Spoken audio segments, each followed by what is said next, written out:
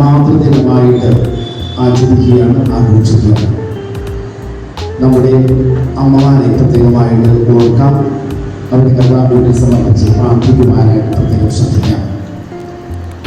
ദൈവസ്നേഹം അതിൻ്റെ മനോഹാരിതയിൽ ലോകത്തിൽ പ്രകടമാക്കുന്ന വ്യക്തികളാണ് അമ്മമാർ.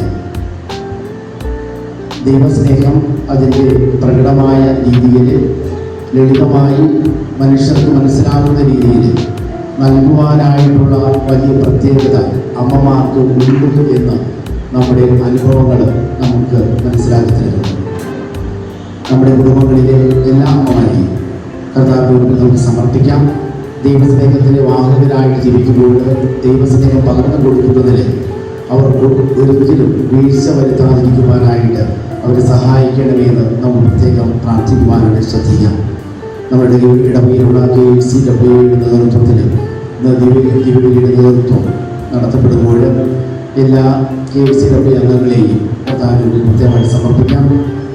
ഇടവകയിൽ അവർക്ക് സാധിക്കുന്ന രീതിയിലുള്ള പ്രവർത്തനങ്ങളിലൂടെ സ്ത്രീ ശാക്തീകരണവും കൂടി ലക്ഷ്യം വെച്ചുകൊണ്ടുള്ള അവരുടെ പ്രവർത്തനങ്ങളിൽ നിരന്തരം കർത്താവിൻ്റെ കൃപ അനുഗ്രഹം ധാരാളം ഉണ്ടായിരിക്കണമെന്ന് നമുക്ക് കർത്താവിനോട് പ്രാർത്ഥിക്കാം.